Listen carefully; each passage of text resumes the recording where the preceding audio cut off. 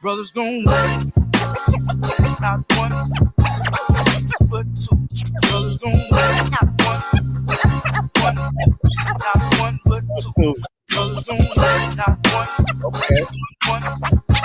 one, but two. Oh, wait. What's really good? What's really good this evening, my brother? Oh, Travis, we had to go down today. It's about to go down, family. Welcome to the Two Brothers Podcast. I'm your co-host, Troy Smith, and we got the Pod Father, Trevor Jackson. Say what's up, Trail. What's happening? What's happening, people? What's happening, beautiful people? On this Saturday morning, what's happening? Well, I feel like we're going to the UT game. Why are we going to the UT game, fam? Where the heck Jack at, man? Oh, Jack probably coming in. Jack tuned in. Yeah, he tuned in. Man, we got an impactful show for him today. Let's do it. Let's do it. Trevor and I have been talking about Black history. Yeah.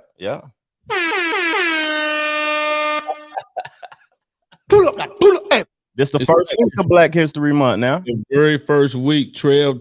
Trevor, first of all, we got to start off. We're not going to go on a tangent because we got people that's on. It's important. We got the Vice Mayor. Yep. Gwen McKenzie on the line, baby. Yep. She'll be here in a minute, but we're going to have to, we got to introduce her because this is Black history in the making, Trail. That's a fact. That's a fact. And she has made Black history, especially where we from, hometown now. Ooh.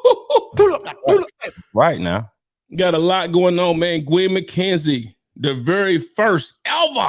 And she didn't say African American. She got Black ever woman on city council. Yeah. Give her some love, man. The very first ever woman in her district 6, serving. Not even Black woman, first woman, period. Yeah. And then we got the very first ever. Talk about it now. Black woman to serve as vice mayor. God dang it. I can't even play the gunshot because it'd be inappropriate right now. So we'll play that later on. Okay. We'll put the bump it. God dang it, forget it. First ever, man. We're gonna bring her in, but I'm gonna give her a little brief, give her a little bit from her bio. But Trevor, first, how was your week, sir? It was beautiful. I told you I was off of social media. I was doing a social media fast for the month, and I'm feeling good. I'm feeling real good, fam. You feeling real good? You feel touched. Look, I got the smooth music in the back. Smooth music in the back for Trev. Welcome to the good hour of relaxation. Oh Lord. But now we got Trevor, man. He said he having a good week this week. That's what's most important. Go ahead. Your week, my brother. How about your week now?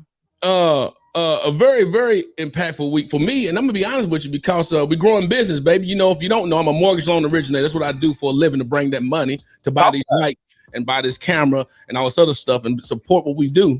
Okay. Business is growing. Real estate agents I'm connecting with. I'm loving to be able to help people become mortgage originators. So It's been fun to putting people on, man. It's the year of putting people on, baby. You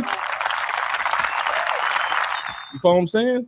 That's a beautiful thing. Yeah. But that's what's been going on this week. But then most importantly, though, I was able to talk to Gwen this week to say, Gwen, when we're gonna have you on the show, when we're gonna go ahead and talk about this 100 million. And also talk about what's going on in Knoxville, all this goddamn crime now. People getting shot like that 24/7. So we got to talk about it. I mean, I don't know if it's 24/7 or 16/8 or whatever. It's a lot going on, man. So we got Gwen coming on the lines. Let me read a little bit of bio about it. Read. She has to go. So I'm gonna go ahead and break it down, man. So we got Gwen McKenzie.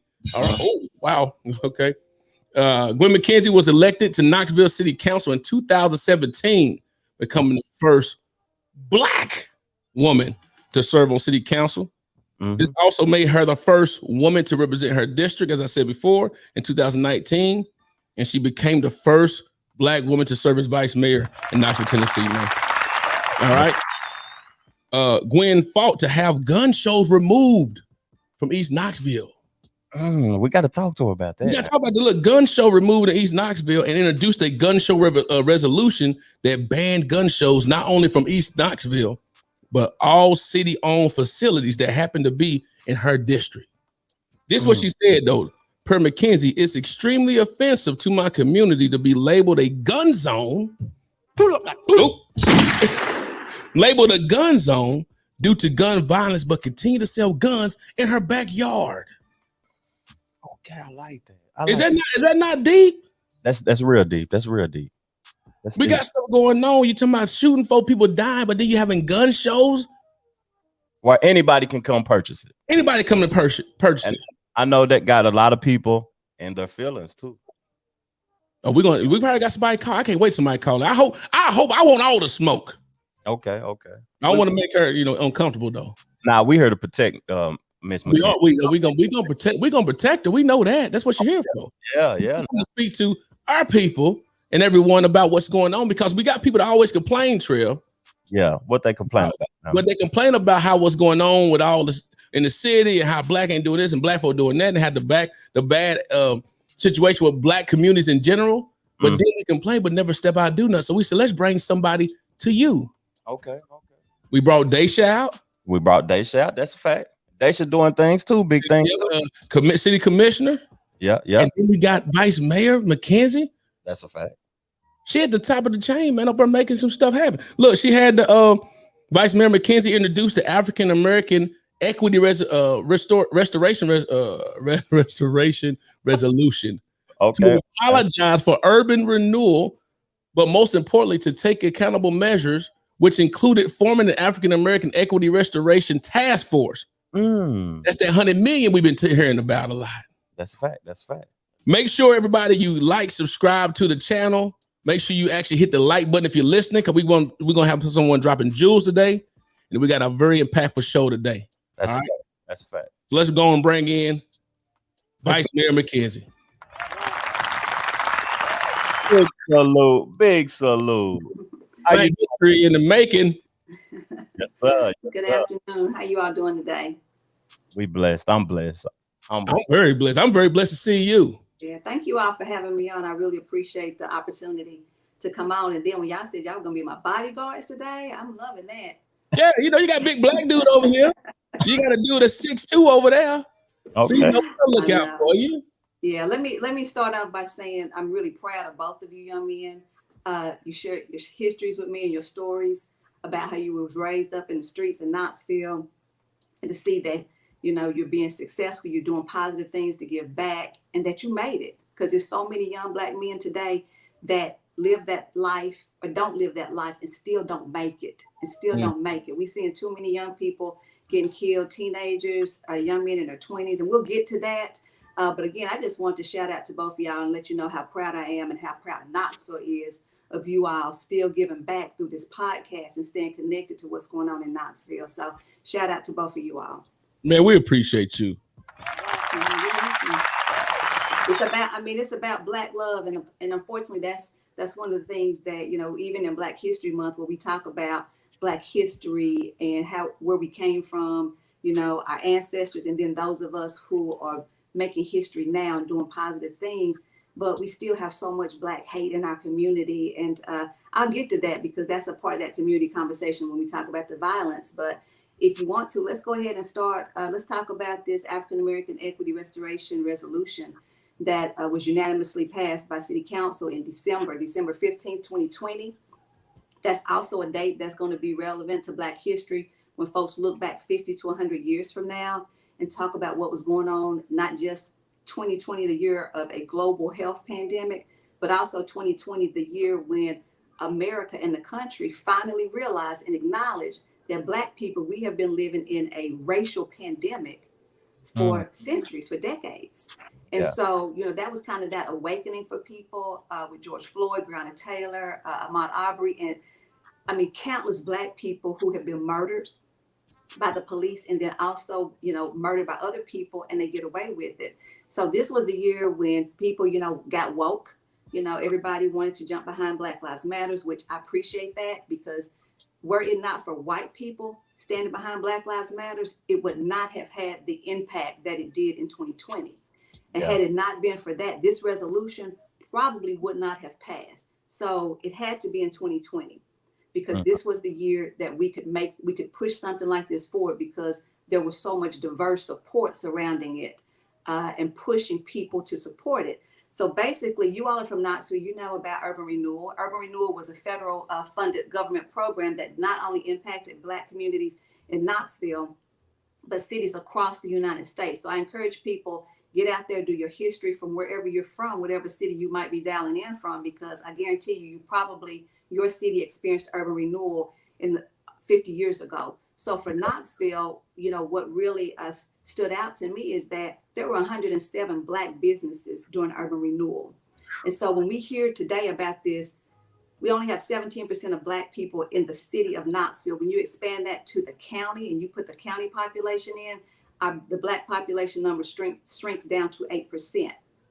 But to talk specifically about the city, Black people who live in the city, which predominantly are in my district, the 6th district, people will tell you that the poverty rate, those of us living at poverty rate, is anywhere from 32 to 47%. And I'm like, we didn't get here overnight. So just looking back, where did this generational poverty come from? And we can trace that back to urban renewal, because had it not been for urban renewal destroying the Black community as it was in those Black businesses during that time frame, can you imagine what Black Knoxville would look like today if even half of those businesses had survived and could hand down generational wealth? Yeah.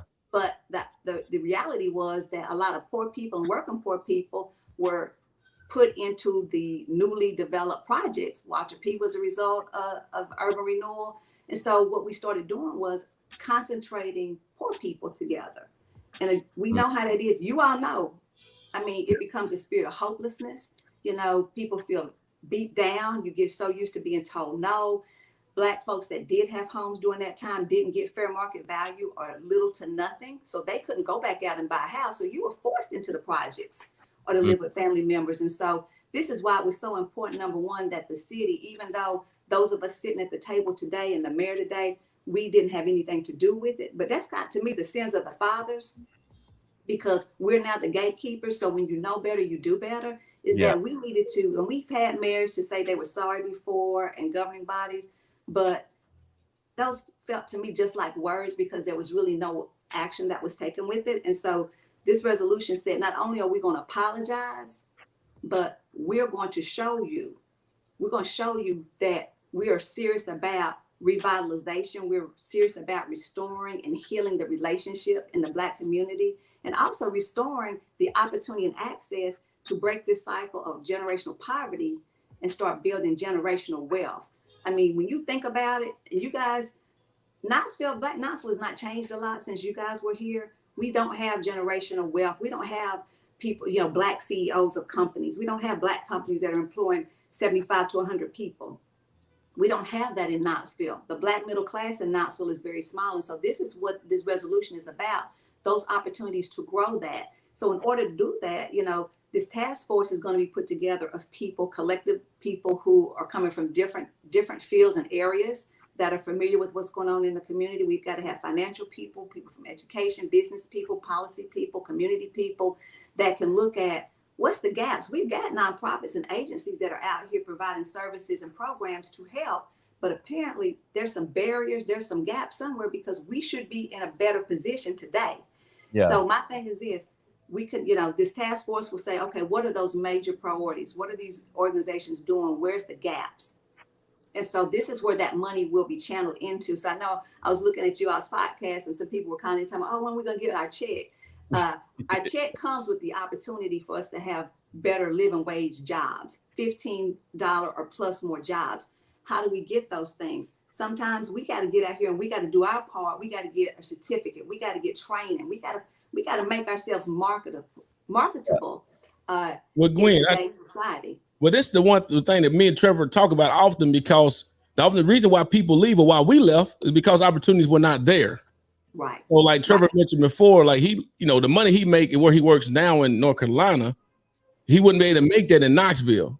Right. And that's vice versa. Like me being a vice president of the bank would not be, you know, it's normal further away from Knoxville, but when you're down in Knoxville, it's a different idea. But my thing is this, I want to ask you, do you believe that the $15 an hour wage thing would actually benefit?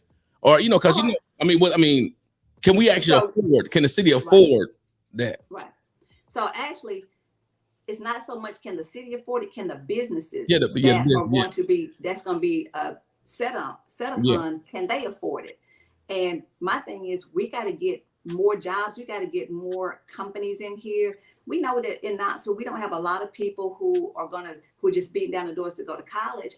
I'm hoping that that's going to change, but we got to accept it for what it is, because a lot of kids really struggle just to get out of high school. So we need those factory type jobs. We need those jobs where you don't have to have a college degree to get them. It would be nice, but the reality is that's not for everybody. So you push the vocational idea of bringing vocational schools back? So, and actually there's some vocational programs that's already available through Mississippi. There's some available through TCAT. Again, we got to know what's out there. And sometimes that's on us, the education piece, to say, okay, we got to want it. So with this resolution, the opportunity and access will be there, but we got to want it. Yeah. We got to want it. And so what you will find is, even with this resolution, $100 million, you had people saying that's nothing. That's crumbs. And trust me, am I saying that that's the end all? Absolutely not. But it's a start, and it's more than what we've ever seen brought to the table and passed. But again, and that's coming from my community. And so unfortunately, that's part of our problem. We are so busy putting each other down. We're so busy looking for what's wrong in something, rather than saying, you know what, I might not 100% agree, but I'm gonna get behind it, because right now that's all we got. And the people that we have sitting in these seats, such as Daisha, we're trying, and we are out here, and we're in the community, we're connecting with people, we're listening to people. But again, that's same thing in history. It's everywhere. But in Knoxville, when we see hatred in our own community, it's more exacerbated in Knoxville, because we have such a small population of Black people. In bigger cities, it's everywhere, but it gets grounded out because you have more positive people, more people that really are about, hey, let's move forward. Let's work together. And that's what I'm about. And anybody that knows, if you contact me and you need help getting something done, I'll do it. And it's not about whether or not I like you or not like you. I'm about our community and love for our community. And so that takes me into the conversation when we talk about this violence that's going on, that is absolutely ridiculous. It is absolutely ridiculous. Before you go to that, Vice Mayor, but people also want to know, so the resolution was passed. That doesn't mean the money is there yet, right? It's right. So the people are like, where the money at? When we gonna start doing something? I don't see nothing happening. That's the discussion. I know it's like, man, we that instant. Let's make it happen right now. Microwave. So it's a process. And so for those that we're listening in, and this is what I tell people a lot of times too, man, documents, information is out there. And so what we're going to do, how that $100 million, we're going to get that. And timing has to be everything. And timing is right, because what we're going to do is we're going to get those we're going to go for federal dollars and grants. We got a Biden-Harris administration who are all about, they're using the word reparations. They're about reparations. They're about doing programs in underserved communities that have been overlooked for the last 4 years. It's just been terrible what has happened the last 4 years, and programs that have been cut. And that we even have poor people, because poverty has no color barrier. But when you see poor people who are supporting someone who is not doing anything to help them, that hurts all of us. And so just like with this resolution that's going to be about helping poor people out of poverty, Black people, one thing that I will say is we've never been the ones that have hung Black only signs. That was done to us. So any program historically, if you trace it back, that has been to help Black people, it helps all poor people. It helps all poor people. And so what we're trying to do now, so with, federal funding and grants, local, state grants, and also money that we will have coming out of the budget. The great thing about this, because there have been programs and initiatives in the past over the years. So I don't want to say that no one has ever done anything, but unfortunately, the accountability piece has been missing. And so why it was important to say a 10-year time frame is because there's accountability. We got a time frame in this thing. Because one thing I've learned, and just sitting back watching, I've not always been, when I was younger, into politics and things like that. But when you start paying attention, folks will say that we're going to do something. We start out with a robustly, and then all of a sudden, folks kind of lose interest, and it gets stuck on the shelf somewhere, and then we find ourselves back where we were.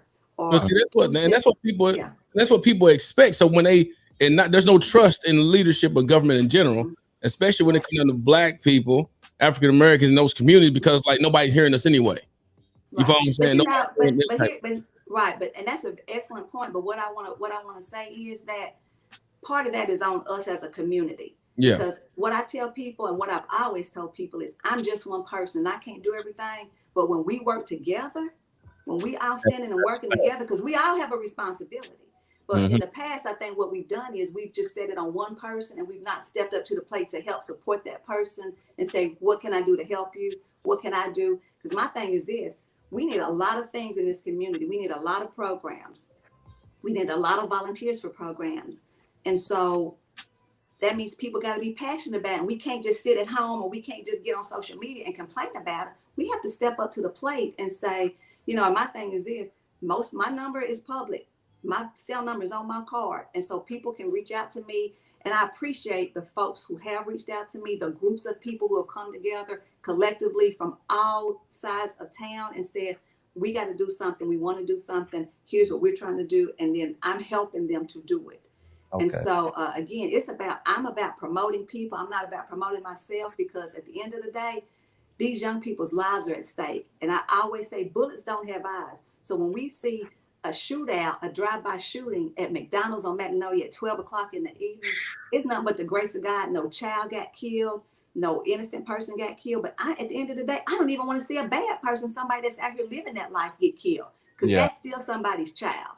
Yeah. So let's be real clear about that. And that's where it leading into the point with the crime stuff, because Trevor and I be wondering, like, how in the world is all this going on? Mm-hmm. And big ups to you in regards to stopping the gun shows. Can you touch on that a little bit before while you going into the whole crime? Yeah. So with the gun shows, that's something that even before I got into this office, we never wanted them in our community. We actually had Lawrence Williams was out there protesting. I think 1 January, the coldest day that was recorded. He's standing out there by himself with other people, 1 or 2 other people with signs being against gun shows. We've always talked about we don't want it, but I think that the timing had to be right for somebody to come into this seat, to be bold enough to go to the mayor and say, enough is enough. We want them out of here. Yeah. So my original ask was get it out of Chihowie Park because that's what's in East Knoxville. But then the conversation went on. Okay, so where else could they go? Oh, the take it down to Farragut. Well, take it to Farragut. Hey, they can take them anywhere they want to with a private company, but from a city perspective, the only 2 other city facilities that they could have gone to was the Coliseum or the Convention Center. But guess what? They don't want it in their backyard either. So now they saw how we felt.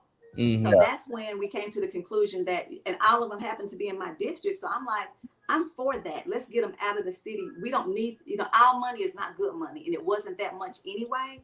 So let's get it out of here, because to me, now that only speaks to people that are coming in from outside, because a lot of the gun violence that we see on the streets, those are not guns that's necessarily being purchased at gun shows, even though we know there's some shady stuff that goes on at some gun shows too. Yeah. But those weapons are not necessarily coming from gun shows. That's a whole nother conversation about we as a community. We know who's out here gang banging. We know who's out here with guns. We know who's out here killing people. And it breaks my heart. It makes me mad. I've been really angry these last couple of months because everybody shows all their love for somebody when they're dead. Well, what about showing some love and helping get the killers off the streets? Because people see what kind of car they see, the color of the car, they know who. If you don't want to tell it, tell somebody else who's not. Call me and tell me. I won't use your name. There's an anonymous number. A lot of people don't trust that. I get it. Call me, call a pastor, anybody. We got to get these people off the streets. Now, the other thing is, since you all probably been gone from Knoxville, is that the gang problem is really bad in Knoxville now. Nobody wants to talk about that openly, but we got gangs that's coming in here from other places. You catch key thing you just said. They coming from outside. Right. I mean, it happens, but it's a lot happening. Yeah. They're coming from outside, but the young ones that's here are now, they're not scared to shoot back too. So that's another thing. They're protecting their territory, but again, we don't want that in our community. And this is my appeal to mothers, to grandmothers, to aunts, to anybody. If you know that your kid is doing that, and this was always my thing, I'd rather see you in jail than dead.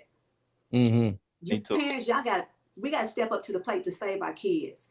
we got to step up to the plate to save our kids. We actually last a week and a half ago, we had a 15-year-old that was shot and killed by a 17-year-old.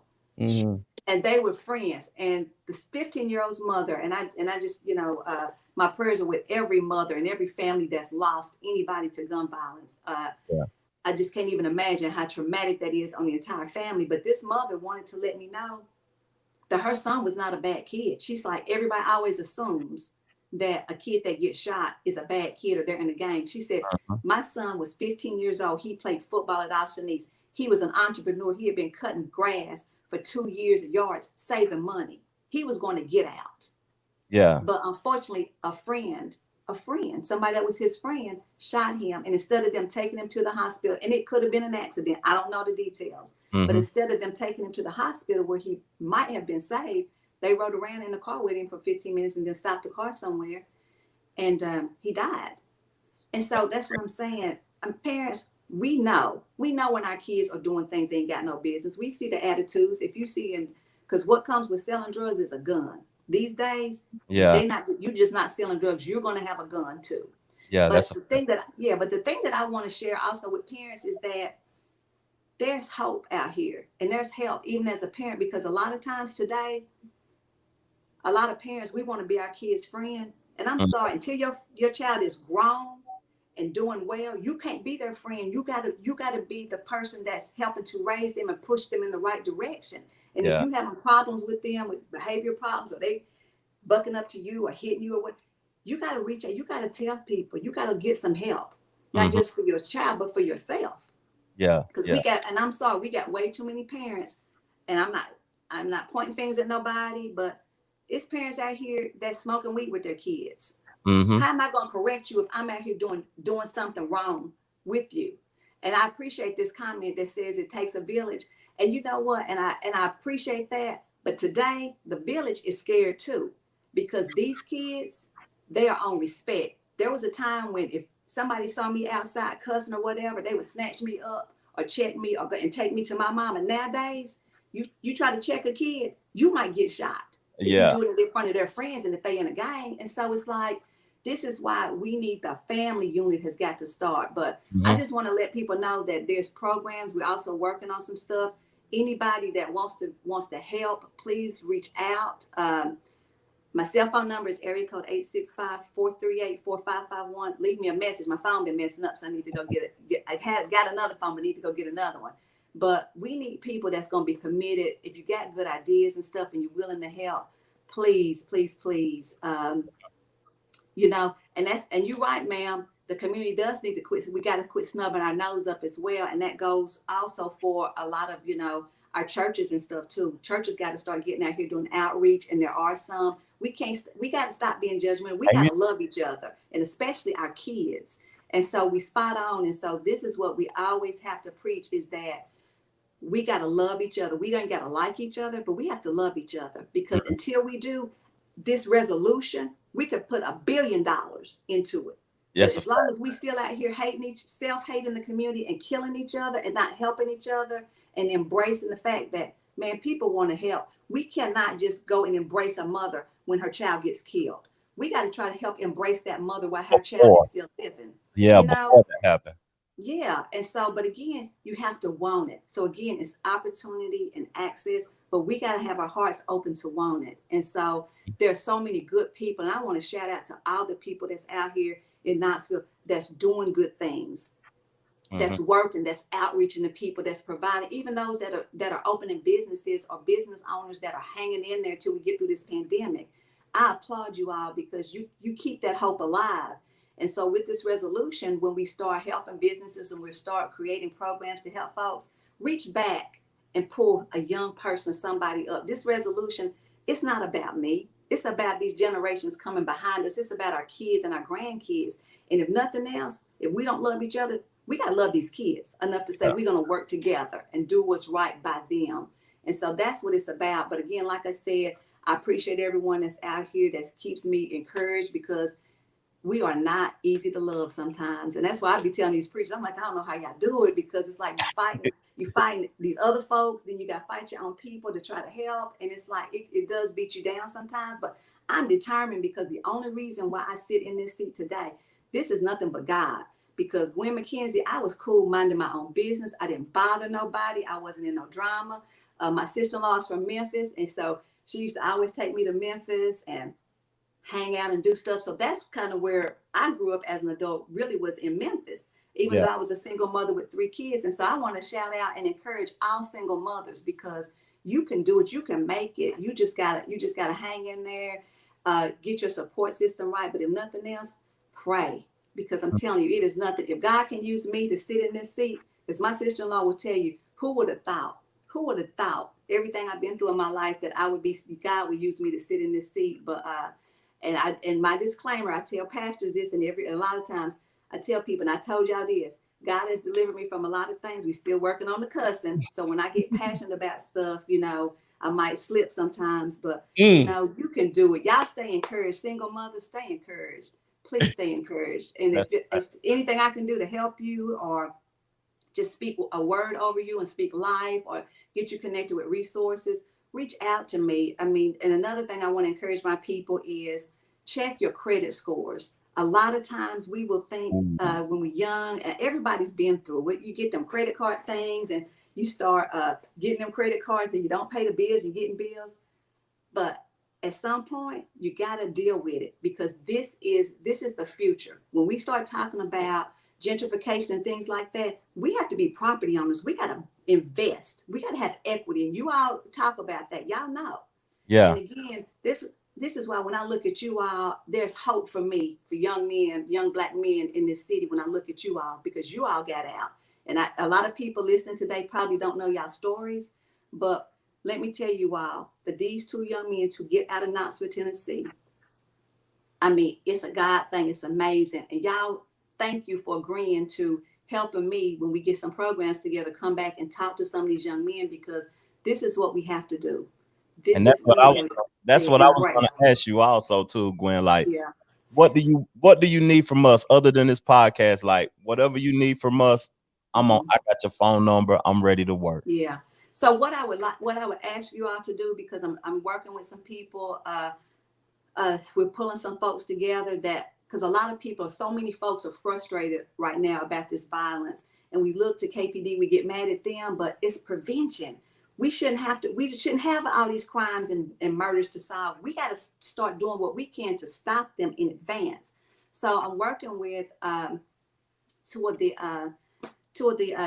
Black guys that's in the violent crimes unit.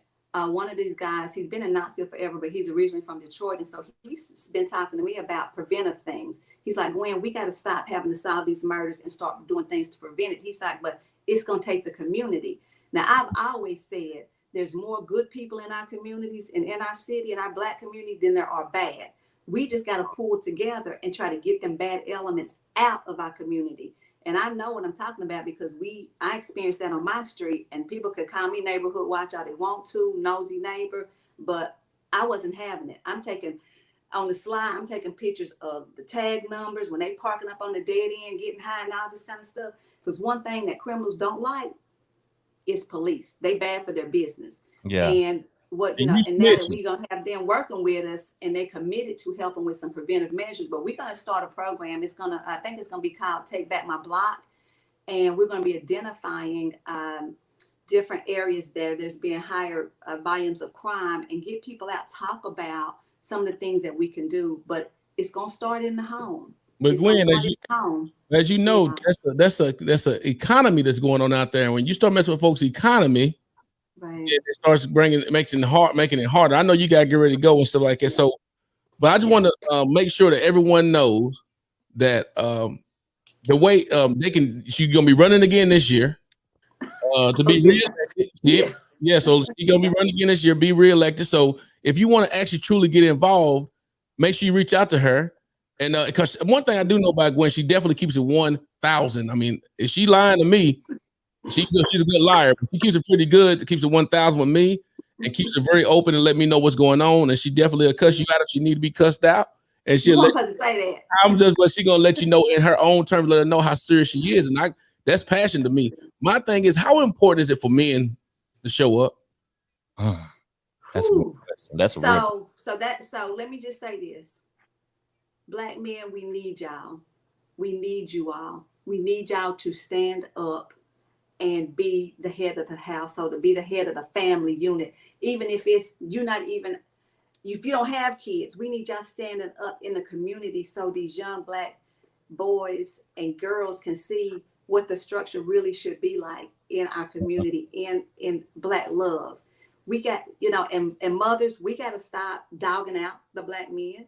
If we got an issue with them, stop talking about grown folk stuff in front of kids, because we're not helping them. What we're doing is we're putting negative images of our Black men, of Black fathers in these kids' heads, and we don't need that. Grown folk business needs to stay between grown folks, and kids are so smart. They are picking up on this stuff as early as 3, 4, 5 years old.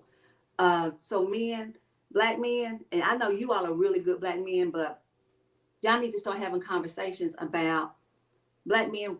Y'all got to treat Black women, especially mothers with children, like Black queens. Even if we're not acting like a queen at the moment, because sometimes y'all can bring that out of us. Walk away, and don't ever do that in front of children. Don't ever do that in front of our children, because there's so much trauma in our community and with our children. Here's what I always say: we all are broken. We all are broken. Everybody, regardless of your color. Yeah. Even probably some of the richest people in the world.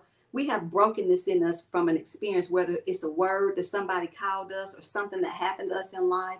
Some of us is even more traumatic, because sexual abuse, and there's predators in our communities and in our families.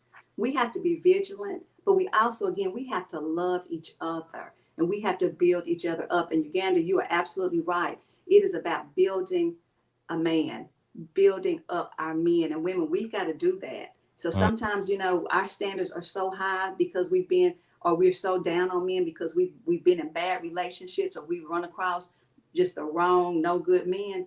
But we cannot give up. Just like men, don't give up on Black women. We're going to get there. We're going to get there. But again, it starts with just that love. Just that love. I ain't got to like you, but because you're as a people, we got to love each other. And until we can start doing that, changing that mindset around, it's never going to change. And I don't care, like I said, it can be $1 billion. Yeah. Until our mindsets and our hearts change, we're not going to get anywhere. But I also want to encourage people, we can't be afraid anymore to get counseling. We can't be afraid anymore to say, you know what, I need help. When you've experienced something traumatic, especially if you've had a violent incident in your home and your children experienced it or been affected by it, please get them help, because they hold those things inside, and it manifests into anger issues as they get older. And again, there's so many things that contribute to the violence that we're seeing now. Kids that just don't have an avenue to express it. And I don't care, you can be the very best mother in the world, the most loving and nurturing mother and father. But kids hold stuff inside sometimes because they're just afraid to. So get your children help, get help for yourself. That's one thing I'm gonna give white people. They will see a therapist. They will go talk to somebody. That's why they can be so happy sometimes.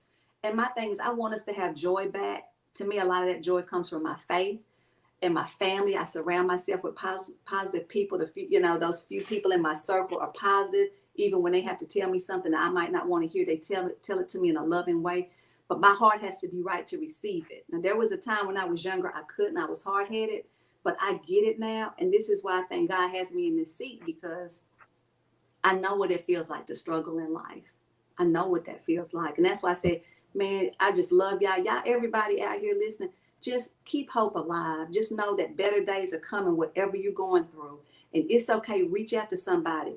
Don't reach out to your friend that's telling you everybody else's business, because they're going to tell you yours. But reach out to somebody that, even if you've only known them a little while, and they say, hey, I'm here for you, or somebody that you don't think might be cool, but you've never heard them guys. Reach out to somebody that you know has a good heart and they about the right thing. Because I want y'all to know I'm praying. I pray for my community. I pray for my people every day, because we need each other. Yeah. And I need y'all. Like I said, I could not do, and I thank everybody, because the things that I'm doing now, I could not do without the support of the people that's around me, that's in this city, that believe in what I'm doing.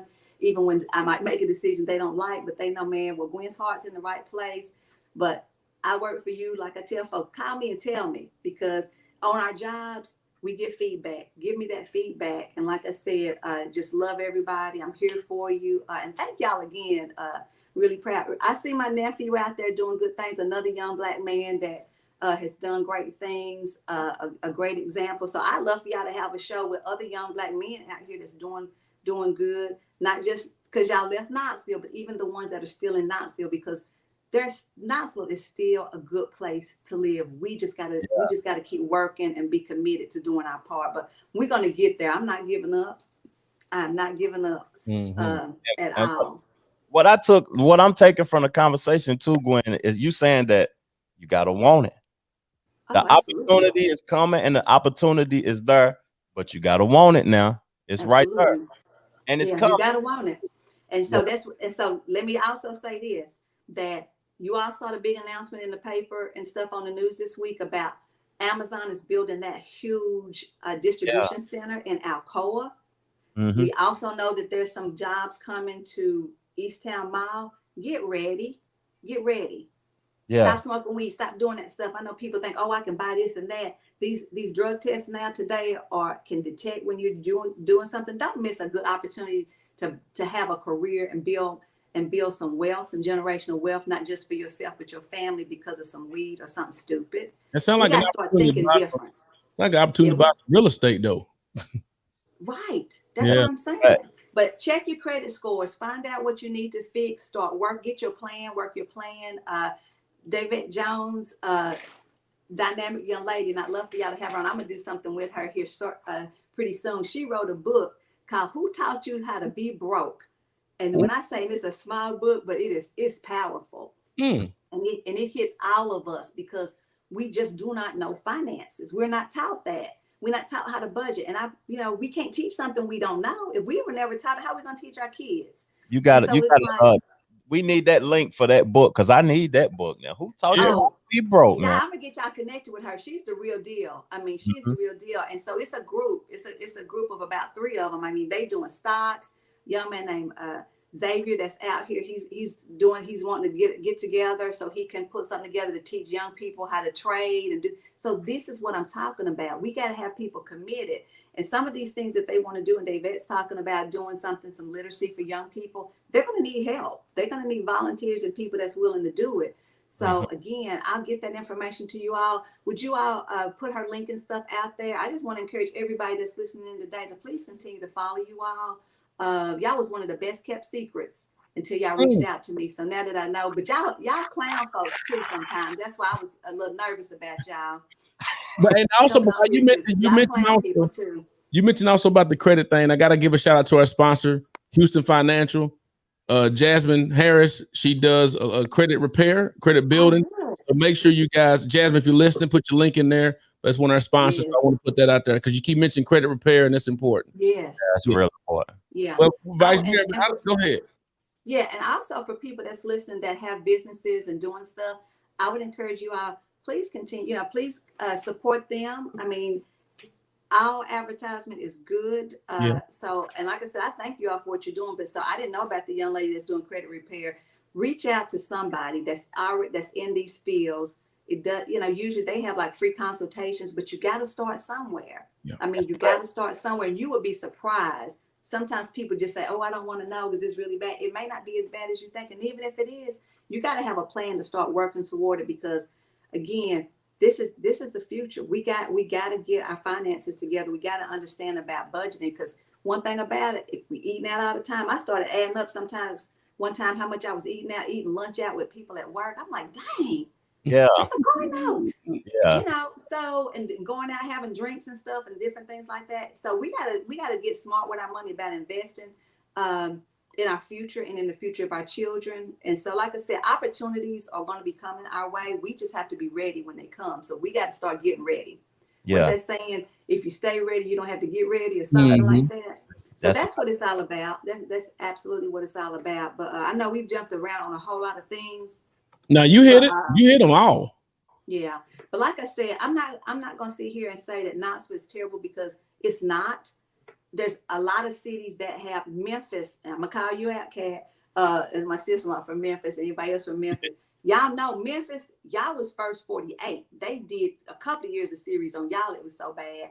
So crime and violence is bad everywhere. The pandemic has exacerbated a lot. But here in Knoxville, again, the Black population is so small for us to have this level of crime, and for us not to be banding together better and being able to help get some of these murderers off the streets. Now, some of them could be coming in and going back out, but we need to know that too.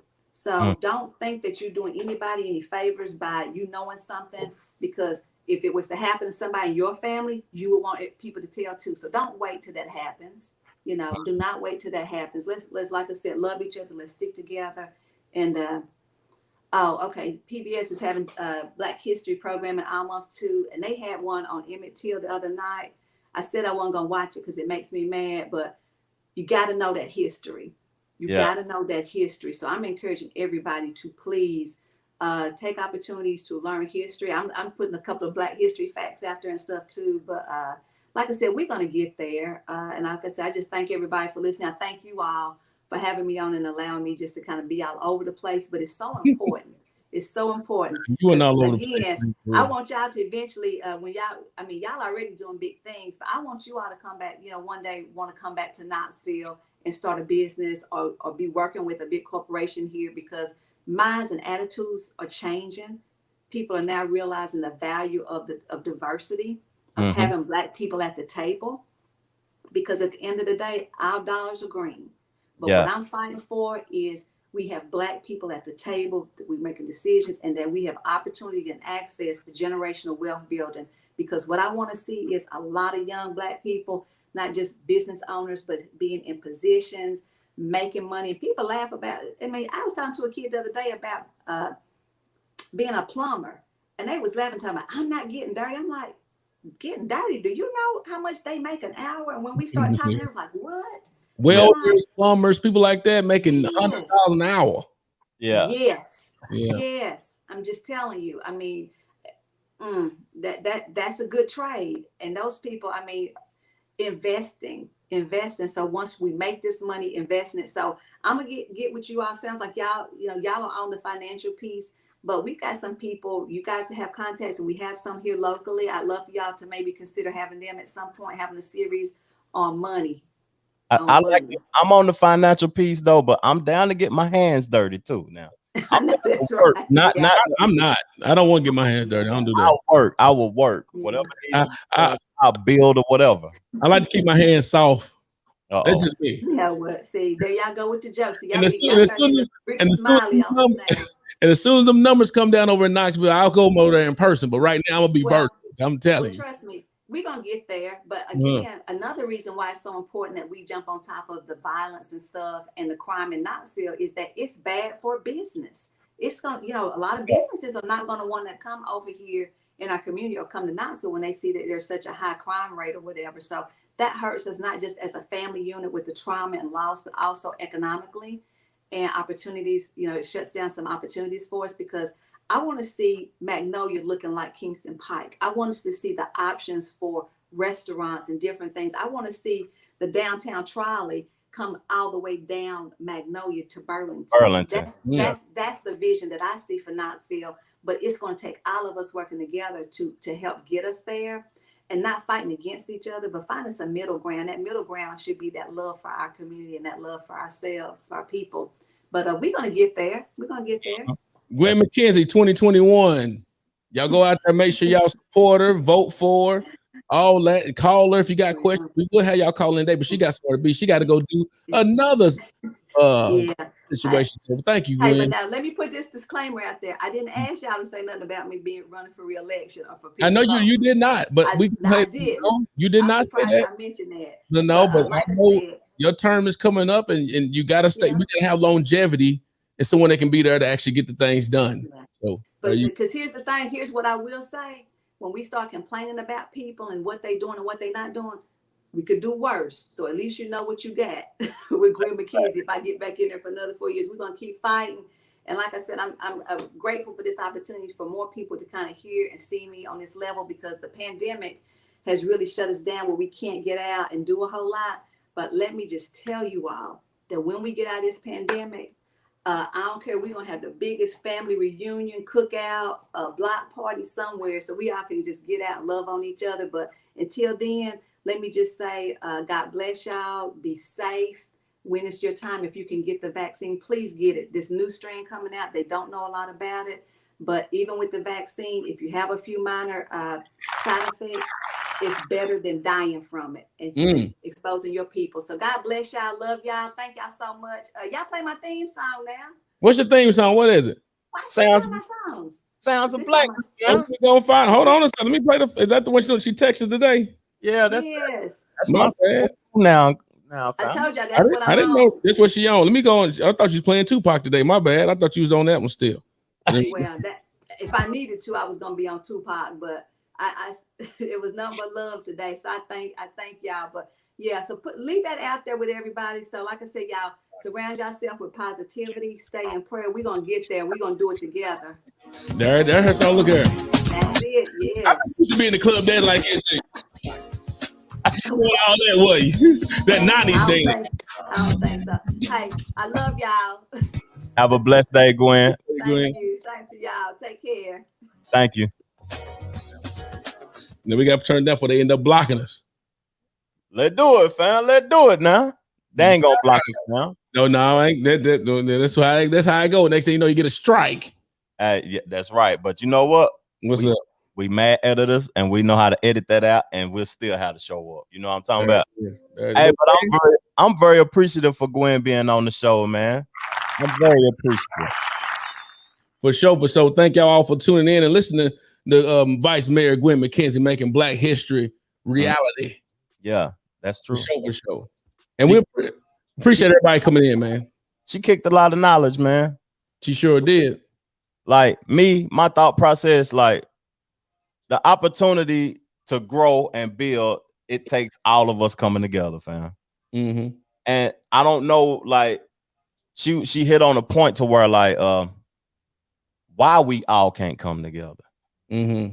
See what I'm saying? Like it's trauma. People, we traumatized, we don't trust each other or whatever. Mm-hmm. You know what I'm saying? So like why we can't come together, we all need to come together as power in numbers, and what we gotta do to make that happen. And when she called me or hit me up, I'm ready to go, fam. I don't care what violence. Look at you lit right now. Look at his face. That's right. You ready to go and get it popping? She hit me up and say, Trev, I need you down here to talk to the boys in the streets. Guess what I'm gonna do? I'm going straight to the hood to talk to the boys in the streets. That's Trev for you right there. Yeah. Trev, but you know, Trev is a real street retired dude though. So it's not like it's. I mean, let's just keep it real now. We didn't talk about it before. But you actually are a dude that would come from that. I mean, this guy started a full-fledged corporation. Oh, well, you know, that's my past lifestyle. I know. Look at him. See how he be doing? Well, I mean, that's what I want. We know you used to be that guy. We ain't say you that guy now. Yeah.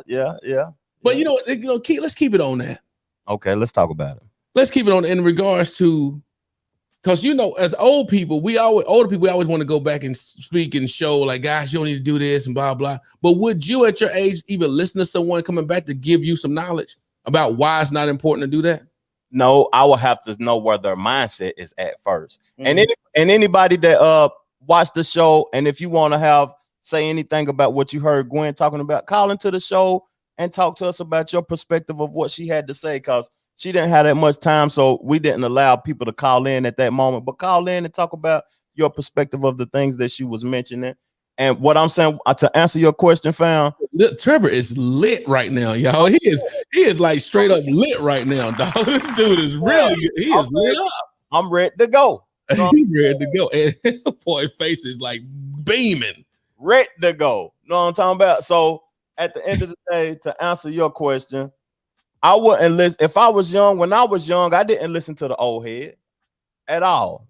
But if the old head listened to me, that's the problem. When the old heads come, you gotta listen. You gotta listen to my pain and what I'm going through as a young individual, and then I might embrace your ideas of what you gotta say. See what I'm saying? This guy is so serious, right? Trevor, man. We need to take a break. You pumped. You ready to go smack the camera, dog? You ready to go change the world right now, dog? Going off now. You could let the Uzi go a couple times. the shotgun, fam. Where the Uzi at? I ain't got the Uzi. My bad, but I do got the. I got. I get that next. I get That the sound like we shot a deer, fam. We ain't hunting. shooting a deer. But I mean, that's the education. I mean, we don't even have to do an education today. I mean, I had a lineup full of stuff.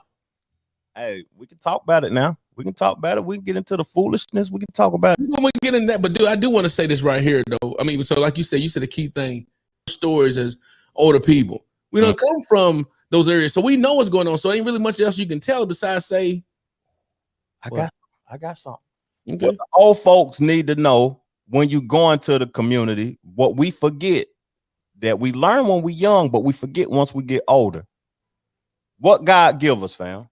Don't do that. Of the ears, 2 ears and 1 mouth is what you're about to say. I gotta do it. You gotta do it. The people that's listening they might be, you know what I'm saying, our age. Our audience is 35 to and up. So if you an older individual and you speaking to the young folks, don't forget to like hit them in the head with what you gotta say. You gotta remember, God gave us 2 ears for a reason and 1 mouth. So you're supposed to listen 66% of the time and talk 33% of the time. Okay. You know what? And the reason why is, and this is important. We ain't do our pop-up about introverts.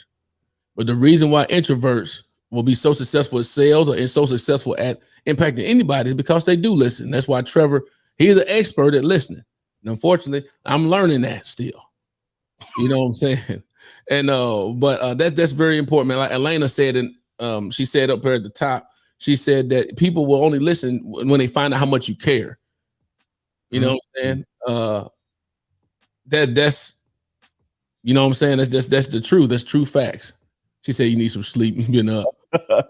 I've been up, Mom. I've been up. I am. Girl Ebony got the water gun on us though. She said that must sound like some water gun, a little shotgun, some water gun. But either way, man, hey, we're gonna thank y'all for a comment and doing all the comment like Trevor said. We weren't gonna read them all right now because she was on.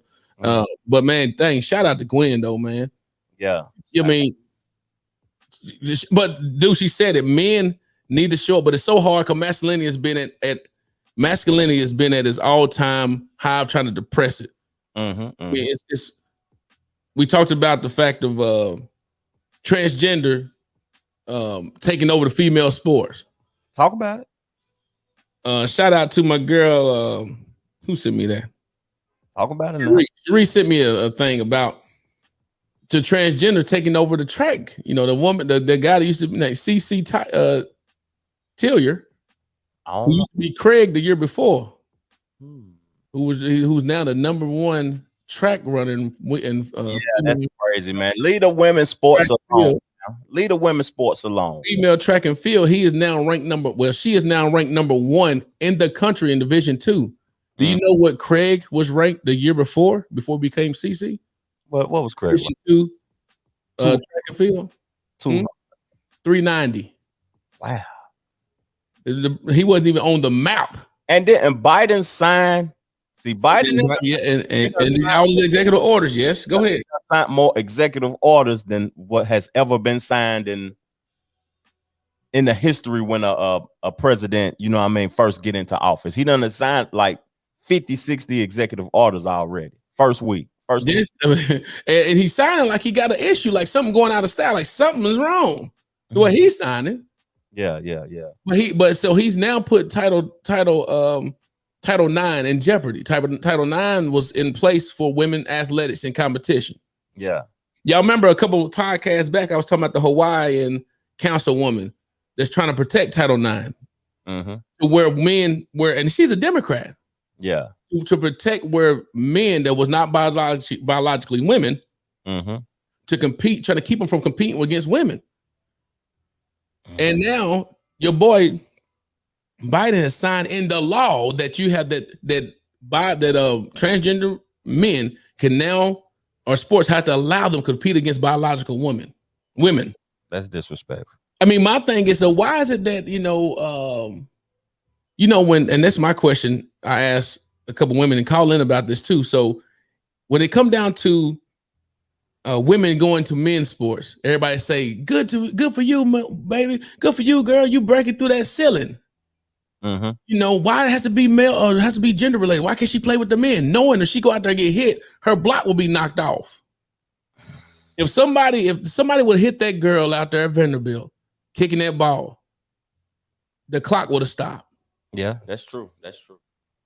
That's true. You know, hey, but we got, you know, like, we got to celebrate the woman that won the WWE now. we're gonna do that, but guess what? She was wrestling against women. Yeah, she was wrestling against She from Lionsdale. Shout out to her. Brianna Belair. Shout out to Brianna.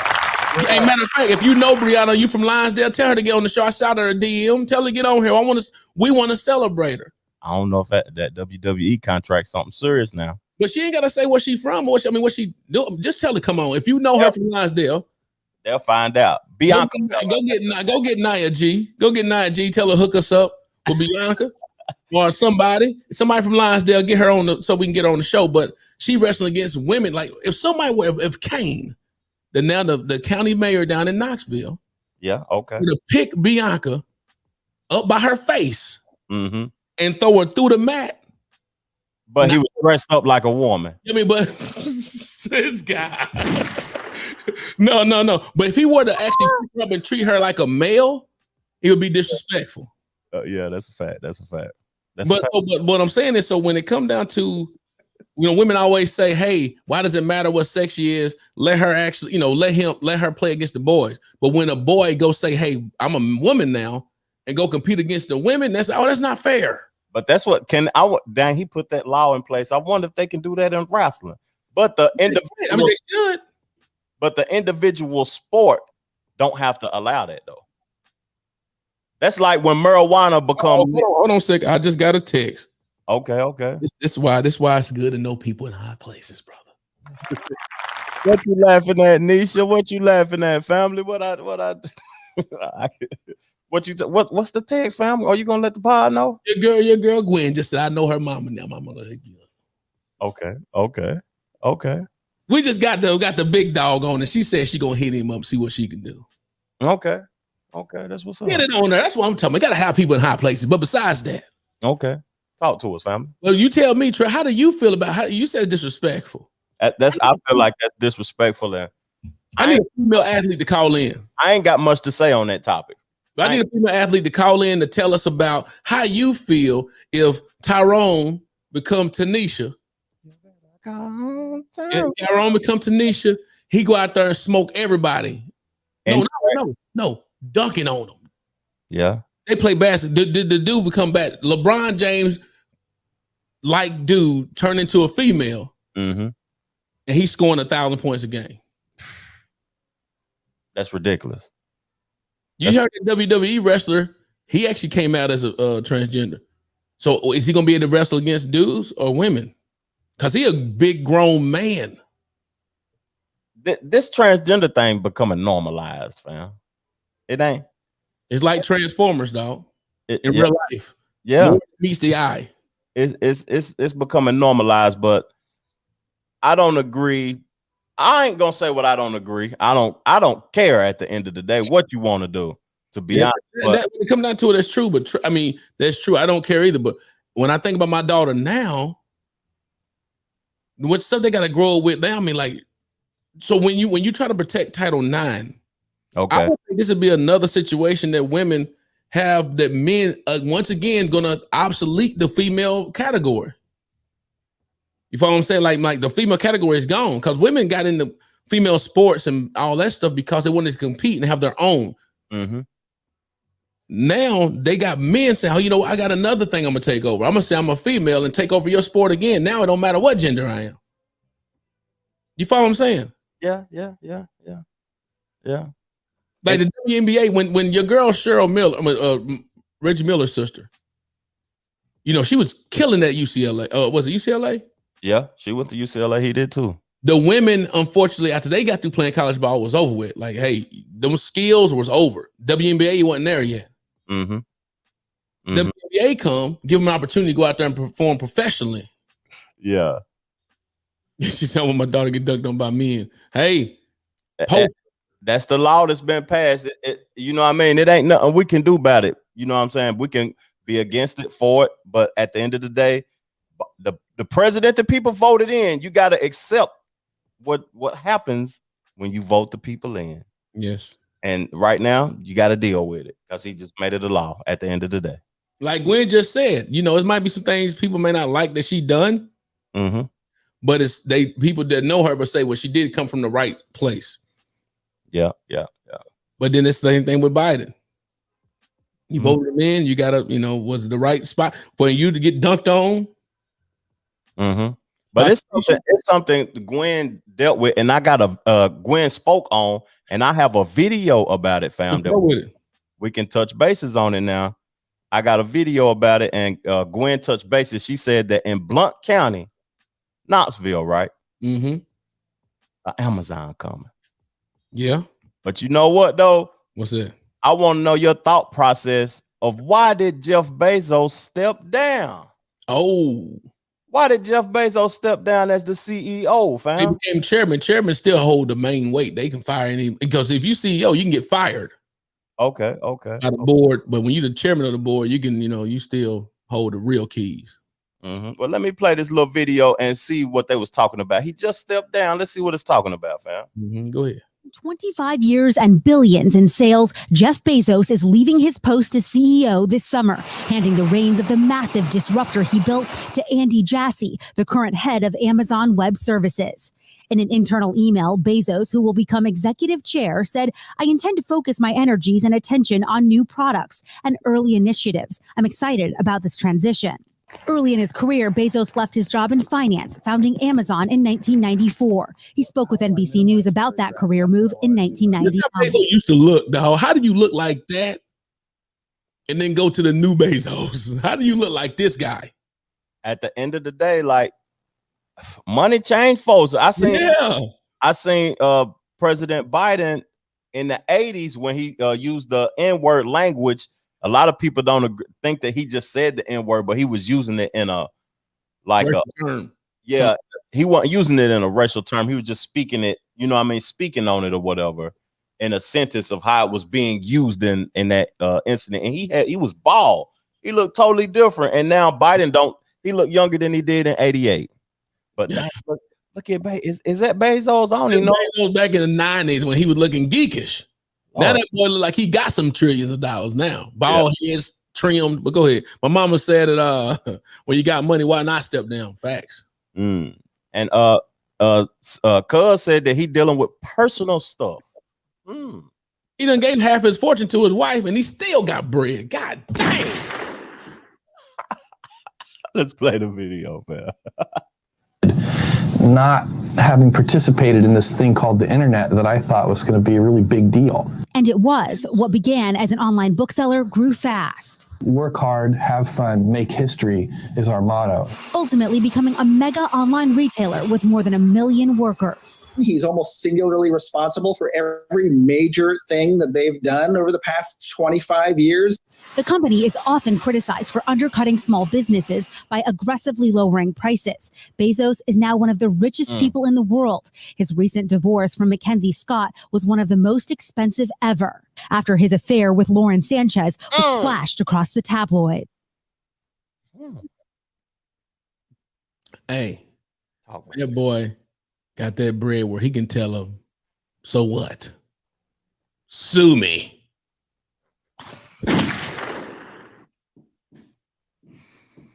It don't.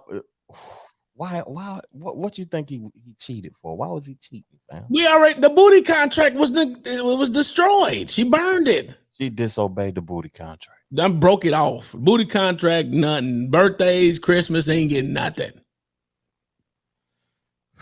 We off at, fam. We off at. Lord Jesus, sweet baby Jesus. Now, how much money she get in that divorce, fam? Hey, somebody put it in the comments. Jimmy, Elena, my mom, whoever, Ebony. Yeah. Who? How much you getting in that divorce? At least about 500 million. 750 million minimum. Hey, so we got it's Black History Month, fam. You want to touch on some Black history? We just had a freaking Black History on in real life. I got a question then for the people that's watching the pod. It's only 4 countries that this a question. If y'all watching the pod, put it in the comment section. You know, we got to give a little bit more edumacation. You know, I call it edumacation because I'm country. But name the 4 countries that celebrate Black History Month, and I'm gonna send you a $20 cash out. What? Don't if you do it, you got to do it in less than a minute. Oh God. All right, man. I ain't getting. Let me see. Let me find some music. Let me find that music. No money, Troy. You ain't getting. I'm trying to find the music, man. I'm trying to find the music for the what is that? Is it Jeopardy? I don't know what it is, fam, but the 4 countries that celebrate Black History Month, and I'm cash app you $20. I'm looking at the time on the thing. You got 30 seconds. 29. Mm-hmm.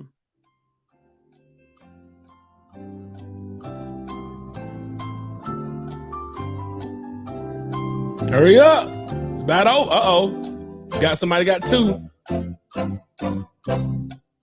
Hey, you got 15 seconds. Wrong. Whoever that is, wrong. 15 seconds. You got 9.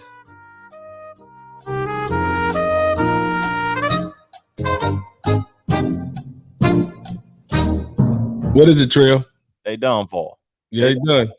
Don't spin it up. Go ahead. $20. You could have got the 2 for whatever. You want to give them a couple more minutes? Hold on. Ebony got it. Go ahead. U.S., Canada, South America, Japan. Oh. The 4 countries was Canada, United States, the Netherlands, and United Kingdom. Oh, who got that? You was late though. And it's on Facebook though. See. Oh yeah, you got. Nah, they was wrong too. Yes, yeah, Ireland. Whoever it is, Ireland. Who is Ireland? Now come on to the YouTube so I can see your comments. It say Facebook user. I ain't. You know what I'm saying? Come on to the YouTube channel. Subscribe to the 2 Pro. We had mentioned that we going full-fledged live. I mean, we still showing it live on the Facebook, but you know, we got it where we saying we want to give a little bit more extra time to get folks over there, man. Mm-hmm. I'm sorry, the minute was up now. I got another question now. Uh-oh. And I'm okay. I'm gonna wait to another question. Troy got to play the music first, and y'all get them 30 seconds to answer this question. All right, here we go. First person answer get the $20 cash out. Who was the first president to acknowledge Black History Month? Let's get it. Now hurry up.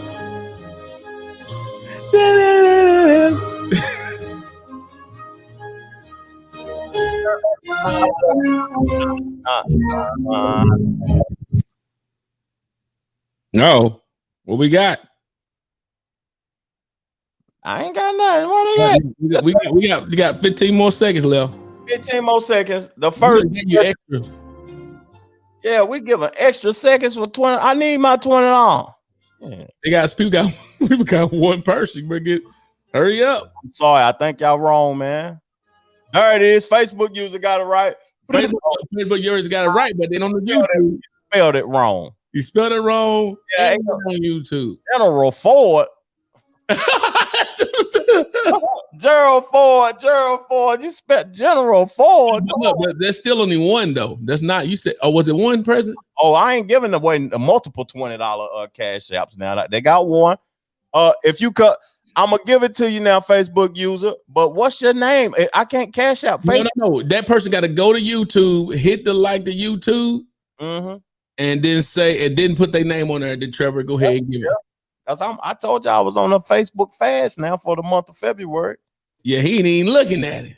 Yeah, I ain't looking at it. Put that post out though to let them know we're going on at 10 o'clock. But Girl Ford, you come over so I can see who you is, and just let us know who you is, fam. For real. Or you won't be able to get it till March.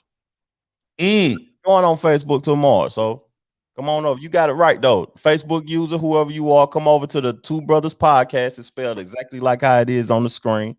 2 Brothas Podcast on YouTube, and get your $20 cash out. We appreciate you tuning in to the show. It's all love. Man, I gotta have y'all heard about the 9-year-old girl that got maced in New York? I haven't heard about that, fam. Is that music too loud? Perfect. But yeah, they had a 9-year-old girl that got in Rochester, New York. Mm-hmm. And McKenzie mentioned about and we talked about this last show, show or two back about mental health. And the little girl, 9 now. Talk to me. Her family called and said they had a disturbance with her, a mental breakdown. 5 policemen for a 9-year-old girl. Oh, it's my family getting a $20 cash out. Cuz text me your cash app. I'm sending it to you now. Hold on. Did she go to YouTube? Cause I see her on Facebook. She repenting against going to YouTube, huh? She ain't rocking with that YouTube. Come on. on. It's your cousin. You go take care of it now. Go and take care of it. Thank you, cuzzo. Just text it to me. Text it to me right now. I'm sending it to you right now. The 9-year-old girl had 5 policemen put her in handcuffs, put her in the back of the car. Anybody hear about this? I think Jim and Jim. I keep calling her Jim and Jim. I can't help it now, cuz. Yeah. But they put her in the back of the car and maced the little girl. We ain't gonna play the video because it's disturbing, because it pissed me off. It actually broke my heart, man, because the little girl was crying for her daddy. Why you ain't send me a video of that? I didn't want it. You can look it up. I'm not gonna look at it. I don't even want us to show it, because it really is. It's disturbing. Like, it pisses you off. Like, and I said, this is the time now, since we've discussed over the time what Ben Crump does. They need to get Ben Crump on the phone and go get that check. Go get that Ben. Go get Ben Crump. Ben Crump. He probably already on the phone on the jet on his way up there now. And he gonna get that check. He got to, because that right there was disrespectful. She was 9. 9 years old. What does that speak to you as a police officer? Can't constrain a 9-year-old girl. Police officers sissies nowadays. I hate to say it like that, but that's the truth. Put her in cuffs, and she said, I want my daddy. They said, if you don't stop, I'm gonna mace you. But then they had this big old, you remember the dude that beat up his girlfriend, the big 6'8" lineman from wherever, Seattle? Yeah. 300 pounds. He didn't get shot. Normally they would have shot you. Yeah. Black dude. And I love policemen, man, because I got some police people that I'm cool with. I'm cool with the police chief. Up here, people, you love the people, you don't love the police. But I love the people. But the fact is that when it come down to it, like, let's let it be even. You got a big 6'8" giant. Don't want nobody get hurt. Who done beat a woman up and said, I'm surprised you're still alive.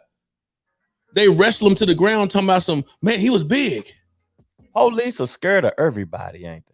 No, but they ain't scared. They ain't scared to put them bullets in nobody that ain't black, though. But they ain't scared of their own kind. And what does that say for what does that say for a white guy? Like, a white guy that nobody don't take you, they ain't scared of you. That's crazy. The little 9-year-old girl, though, I'm done. I'm getting off of it. Now I'm getting off, because it made me think of my daughter. Like, and why wasn't the crisis unit called out? The mental health crisis unit.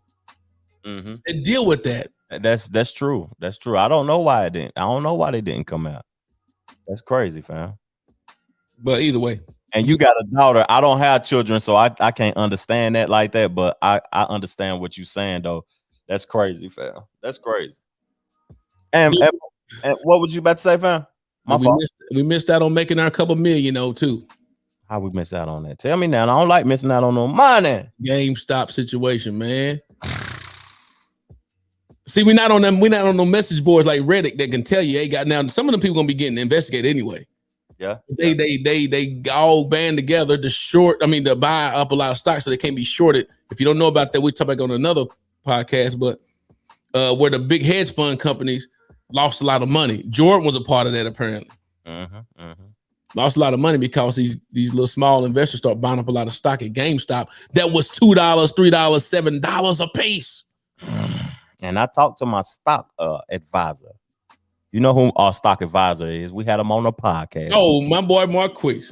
He said he missed that too. He missed that. Marquis missed it. Yeah, because we not on those message boards, man. Yeah, man. $400 a share, Trill. Or if you'd have put $1,000, you've been straight. You'd have been a millionaire off a stack. So we missed out on that. We missed out on it, but yeah, we missed out. Hey, but we've been educating for an hour 20 minutes, fam. I want to go to surprise you with some foolishness. Oh, let's go, because I already got all that other stuff out the way. I'm ready to go and get ignorant.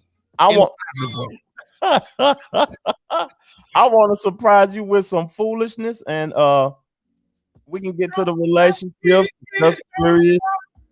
Remember wins. Relationship just curious and remember wins. Let's go. Yeah. I'm waiting on you. Oh, it's coming. It's coming now. The foolishness is coming. Now. Oh, God, stop it. Everybody else. This guy, man. Come on. And this man done put 24 million. It ain't 24. It ain't 24 million. You know better than that. We all know that. 20 now, okay, let's believe it's true for a minute. Okay. 24 million. He got a infinity stone. A real life Avenger. Boy, Thanos out this mud. He what's that boy? The guy that play. What's that dude on Thanos? No, Thanos, but it's an actual what's the dude, the character's name? Either way. Let's listen to it, fam. Listen to him, man. Let me turn this. It's Joe in the middle. I just got a long bar in it because I just got it pierced and the swelling. When the swelling go down, short bar, so it won't move. He got his forehead pierced. The boy need a hug, man. He needs something. He need Jesus. $24 million in his forehead. Come on now. Off because I got a long bar in it, so I can Oh, but hey, you know what? It's pierced though. I'm thinking it was in his forehead at first. In his forehead. That's what you thought, family. I thought he actually moved some meat, put it there. Yeah, okay, I can deal with the piercing. That's stupid. Look, he ain't making no music. It's confusing. He's confusing to me. And yeah. Boy need a hug, man. Jeez. He need a hug, family. He needs something, man. He needs some love, hug, some music. Get in the studio, man. Yeah, you could do so much more with $24 million than get and if it was me, I would have got it put in my head. So I thought it was in his head. That's what he should have did. Put it in your head. Don't have it hanging and dangling on. That looked nasty too. That was disgusting. You got it. Disgusting. Yeah, that's ridiculous. Hey, I do want to ask you a relationship question though, man. Anybody on here right quick. Let's get on to the relationships then, fam. I want to ask them real quick about, and I don't know if I asked this last week or not. Correct me if I'm wrong, but it said, can you really be cheated on or cheating if you have an open relationship? Can you be cheated on or cheating if you have an open relationship? No, you can't. That's not. You can't. That don't exist. It don't exist. Like you can't be mad and all that stuff if you open. Yeah. It was a walking lick. That's for sure. He can't walk nowhere and get. If it's really 24, he gonna get all you can for sure. Yeah, somebody snatching that right off his forehead like that. That ain't 24. That's a large cubic zirconia, man. I'm telling you for sure. That's filthy rich though. Like filthy rich. Yes, there's rules to an open relationship. That's exactly what that's really why I said that, because I know someone. Mm-hmm. Talk to him. That be messing, that have situations with their partner. Mm-hmm. But if you don't, but he can't go do stuff unless he asks. And you can't do it with their friend. Like for instance, they have this girl mess with her best friend and they all done did something with her boyfriend and stuff. But he can't say, hey man, can we call your girl over here? She can say, my girl gonna come over here, but you can't, as a guy, he couldn't do that. So my thing is, can you really even cheat if you open? And Jim and Jim's mentioned yes, because there's rules to it. It's crazy how there's rules to certain things, even when it's stupid in the first place. I don't agree. I don't agree to that though. I think if it's titled, you title the relationship and it's open, you can do whatever you want to do. Mm-hmm. You can do whatever if it's titled that. How you going now? You crazy if you mad and it's titled open. It's typing open. We do it openly, but you're gonna be mad because he went and did something. Yeah, but that's people perspective though. That's That's a what spicy thing to be in anyway. I wouldn't even want to be in that situation. Let me ask you this on the just curious part though, Trail. Did the woman of the year, the 2020 woman of the year, forget that there was a coronavirus out, licking and all that stuff on other women's tongues? Have you seen the new video? Now I heard about it though, but I haven't seen it yet though. I haven't seen But it. they licking on tongues. Like, what is that about, man? I mean, did they forget coronavirus out? And then if Offset was kissing on another chick in the mouth, would she be upset about that? Now, when you a celebrity, you can't be. You can't be. But she licking people's tongues now. It's on the video. It was very disturbing. It's licking tongues. Yeah. Now you got to go get tested after you do that. They licking tongues and doing all that stuff. But then also I want to know too, Trevor, you're not a fan of that stuff either because you said it's just a lot of fat meat that might stink. But when is twerking going to run out? Never. Twerking going to exist. We dead and gone and twerking still going to be existing. Is it because we old? Because I mean, it's getting old, man. It's just a lot of everybody that's all you see. Like, why even make it rain or throw money on somebody or go even to the strip club? They all do the same dance. It's okay. The dance ain't what you're looking at. You're looking at the meat, but I'm just saying, and the other stuff in between there. But I'm saying that's the same thing. It's the same movement. Now you go down to Atlanta and you see on the Magic City, them girls over there doing Circus Dole. You know, they doing, still twerking. Why they doing Circus Dole? They doing backwards. But they actually like strong six packs. They up there, they doing some acrobatic stuff compared to just a big old meat just jiggling. And that's what they looking at though. That's what we looking at.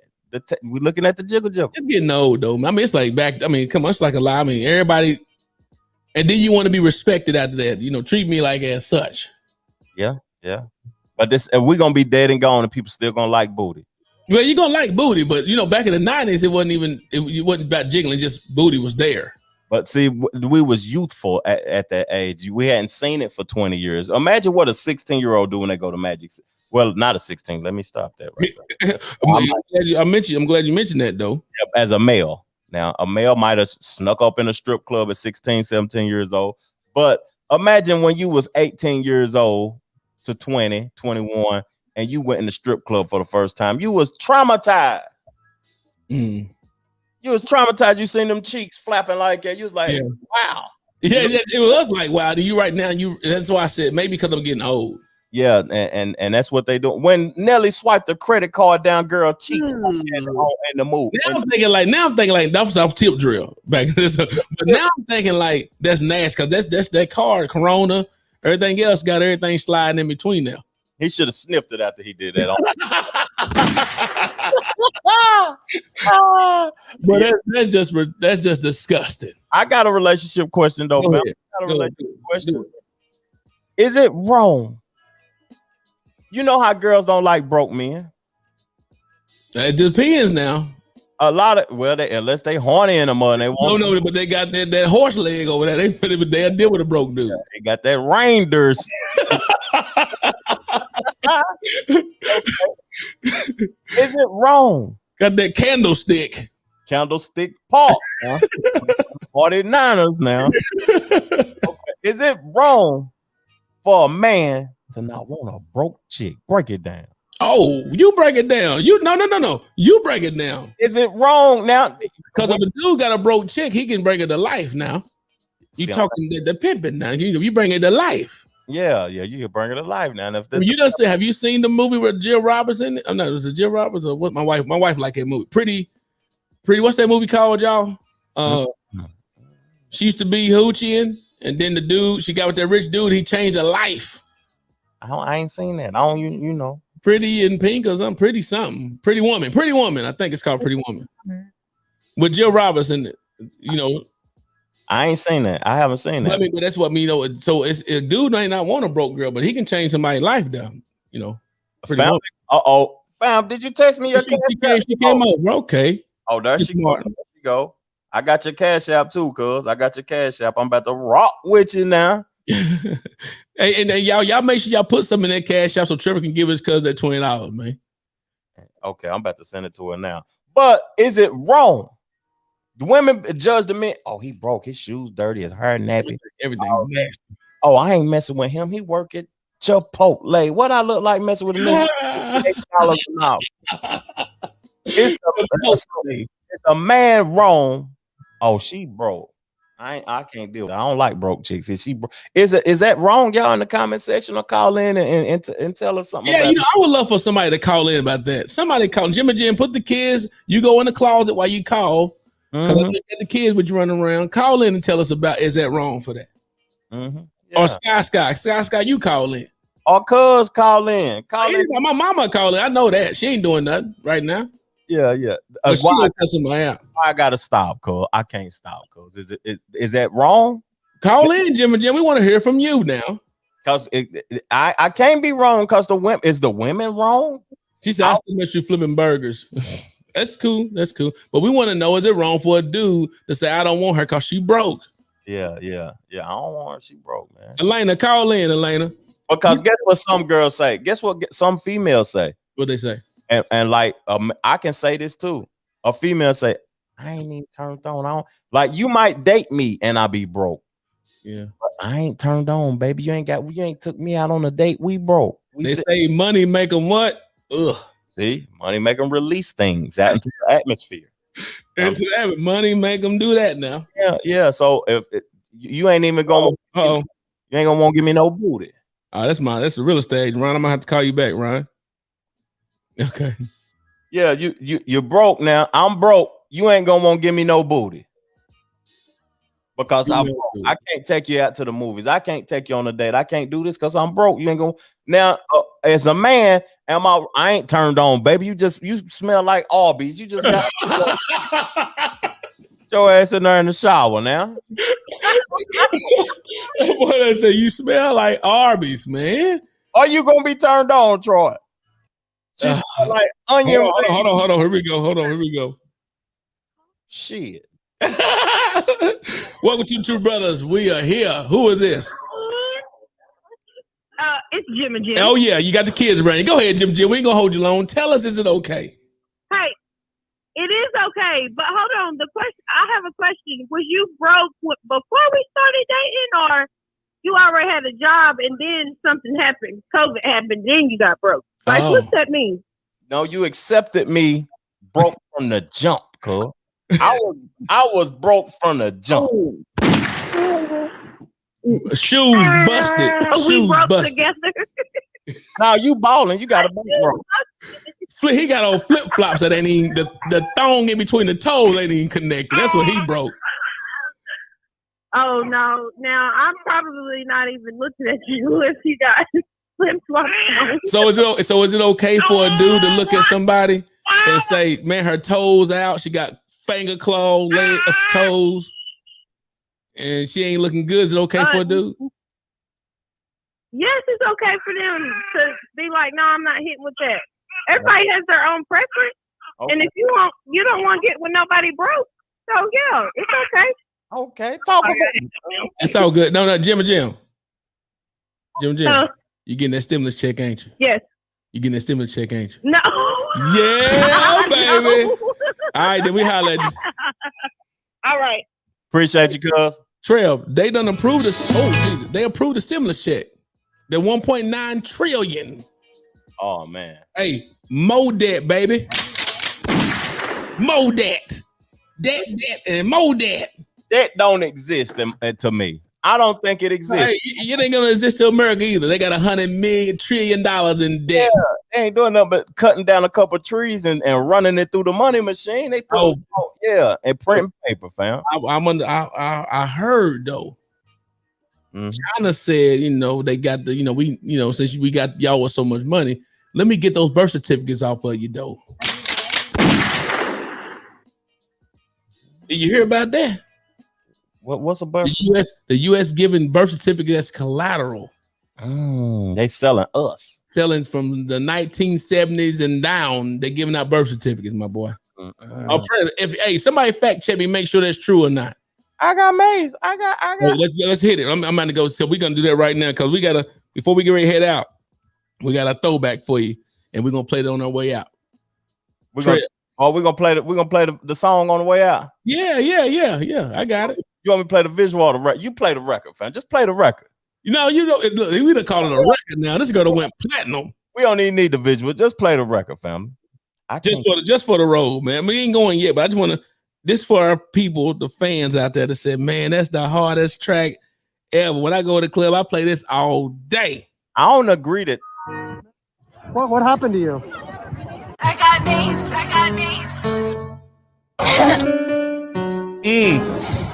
No, Trev. We need the visual, dog. Play the visual right quick. Dang, fam. That's don't worry about it. Turned off my record. I about popped a bottle, fam. Okay, leave it on. Here we go. I got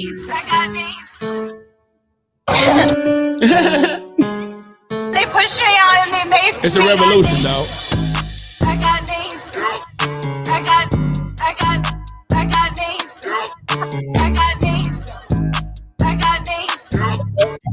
Do that now. I got maced. I got Man, look at that, boy. Hit that Elizabeth got mace, baby. Ooh, that's a record, fam. That's a hit record. I got maced out this mug, bruh. Hey, where she at, man? Hey, if you know Elizabeth, Mm-hmm. we need to get Elizabeth on the show. Hey, Sal. You down there in Elizabeth, Tennessee, or you down there in freaking Elizabethan, Knoxville, out that way, Knoxville, Tennessee? Yep. We need to get Elizabeth on the show. Ask her, why'd you storm the... She says revolution, that's why. It's a revolution. It's a revolution. I'm from Knoxville, Tennessee. I got maced. Okay. My name is Elizabeth. I got maced. I got maced. I got maced. That's it, man. We need Elizabeth on the show. She says it's a revolution. Is Elizabeth locked up? Is she in those Paul Barkers? And you know what's bad about it? I'm about to say where she would be located at if she is locked up. Because I've been her a couple of times. Where's she gonna be though? Is Elizabeth on Maloneyville Road? Oh God, Maloneyville. You know where is that at? Is that in Knoxville? That a jail? That's the Pinafore now. Oh, gee. I'll never forget that name.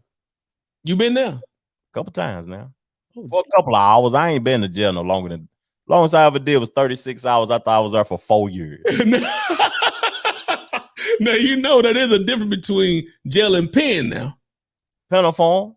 I was at the Pinafore. I ain't never been to the big house. I was there. I didn't even eat. I was pushing plates away and everything. He said, you was on hunger strike. You try to get out. 36 hours. I couldn't do that. Yeah, hunger strike, man. Look, okay. We got to get ready to get about here, man. So yeah, we had things just right here. Well, not last. Well, depends.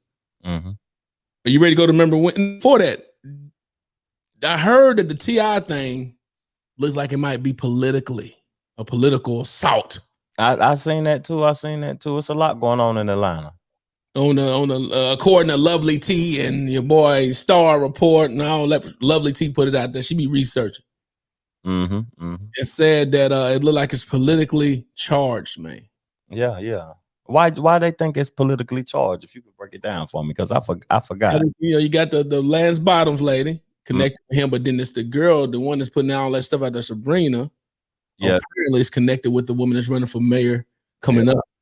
Yeah, and it's a lot of violence going on in Atlanta. A whole lot of violence. But break it on down then. But the reason I bring it up because have you not noticed that? You know, T.I. supposed to be accused for the having younger girls with him and his wife and all this other stuff. But that's like been a norm for a long time. Like having younger women, like a lot of women that we used to look at in those video girls were 16. You remember those R&B groups? They typically were young girls, like Escape and all that. Yeah, and girls are like 16, 15 years old. They look like grown women, but they're not. They're actually 16 singing grown people stuff. Sex songs, yeah. Sex songs. All that stuff. Like Kobe Bryant girl, when he got married to her, she was only 18, but he was dating her when she was 16. And they saying the reason why the granny them, they saying her mama's ruthless, boy. We already heard when she said she won't, you know, how many $1,000 an hour what she wanted for babysitting. Yeah, a couple $1,500 an hour for 17 years, Lord. And the fact is apparently that she supposedly put it out there to say, if you don't give me that bread for the rest of my life, I'm gonna report you for statutory rape. Allegedly. So a whole lot of that, but these people, like young girls have been around all this stuff, like, and that's, so it depends on the timing. Like, when Joe Biden was doing that stuff he was saying, back in the day, that was then at that time. Yeah. Now, of course, the time changes. Some things are not the same. Yeah, things change. Perspectives change, and things that was acceptable back in those days become more serious in this time. Yeah. And the what is it? The statute of limitation. Yeah. We may have not fell off on. Ain't no such thing as a statute of limitation now. If you did it and they can prove it, then they're gonna come get you. They're gonna come. Hey, well, but I was just thinking about how crazy that was. That's been around for a minute. Of young girls being a part of stuff, and you think they're grown women. The video, that girl was in multiple videos. Look, Kobe Bryant's wife with the Snoop Dogg video. She was 16. Kobe Bryant video, 16. Her mama put her out there to be a part of these videos. Promotion. Yeah. And then, man, crazy. But either way, you ready to move on to the Remember When, dog? Remember When, you got to start it out, fam. I'll be freestyling the heck out these Remember When. Jesus of Nazareth. Okay. Jeez, but do you remember gleeking? Or people getting gleeked on? It's like just like little spray with Corona. I was thinking about that yesterday because me and my boy was talking. We had our mask on and everything, and we on the porch. But I had the face shield on. Oh, you got the new technology one, don't you? Oh, me, my wife. We're gonna get the ones now. I don't know if you've seen it. They look like a little alien mask, but it's come from your chin up instead of the head down. Okay. It's supposed to cover a whole lot. It's like a little cone head. I never seen that. I ain't seen that. But I didn't know condensation build up on it because I just started seeing drips on my shirt. Like, what the heck? Somebody gleek on me? Yeah, you was just gleeking on yourself. But what it was just the condensation. But me and my boy started laughing because we was like, man, you remember when people used to gleek? Yeah. You had people just gleeking up, just gleeking on folks. You know what I'm saying? You're like, oh, that's nasty. Like now it's disgusting. But I just remember people gleeking. Or do you ever remember? You went to West. You remember hacky sacks? Hacky sacks, yeah, I remember. White boys that had the little beaded ball, the little pack, that beans in it, just kicking it off their feet. Yeah. Making little games out of it and everything. Yeah, that's crazy. That makes me think of the whoopee cushion. You remember the whoopee cushion? The one to make you fart when you sit down. You sit on it. We put it on the teacher's desk or whatever, and then they'll sound like they fart, and the whole class will start dying. But y'all think about the gleeking and the hacky sacks and the last one, Freaknic. Do you remember Freaknic? Get it, don't stop. Do you remember Freaknic back in the day? I cried I couldn't go to Freaknic, but I was too young to go to. You were too, but people used to come out with them pictures though, boy. Yeah, 93 and 96. Boy. Yeah. People in the street getting it in. Your mama was for the streets. In the street. Look, I bet people getting them Freaknic pictures back now. They, that's just surfing somewhere and say, "Dang, that was me." Yeah, that was me. I had a whole lot of homeboys, the older ones that go down there to Freaknic in '90s and stuff in Atlanta. And look, you think about it. You said, is twerking ever going to play out? They was twerking back then before we knew what twerking was. They probably was twerking in the 60s. Was twerking. With the bush going on down there, boy, twerking in the 60s. Yeah, they was twerking in the 60s. But it probably looked funny though. The twerking was probably like just back action, wasn't nothing, cheek at a time stuff. Yeah, they get more talented with the twerking. But Freaknic back in the day was just crazy, man. And people used to come back with them pictures, man, and people out in the streets getting it in the street. Naked. Is your mama for the street? Is your mama for the streets? What's your remember when, dog? I had my remember when. I had the whoopee cushion remember when, and then another remember when I got. It's I got to go to the hood with my remember when. Go ahead down there. Out there in Sea Hills now. Mm-hmm. Do you remember when in the hood, right? Like he forgot. I forgot. What I forgot. forgot because we was going on and on. I forgot. I ain't got no remember when. I'm tired, fam. So, hey man, look, y'all make sure y'all tune in and subscribe to the Trevor Jackson podcast.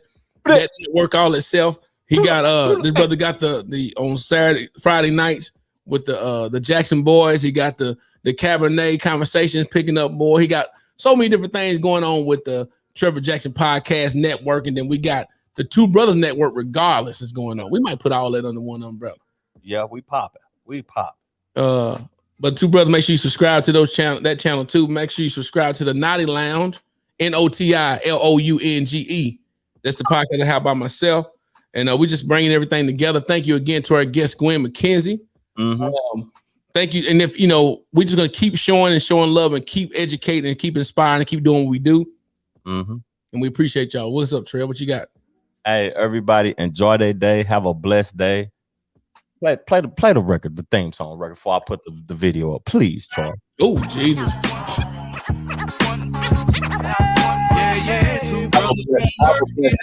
We love y'all, the Two Brothers. Always gonna work it out every Saturday, 10 a.m. Central, 11 a.m. Eastern time. Let's do it. Not one, but two. Brothers gonna work. Not one, but two.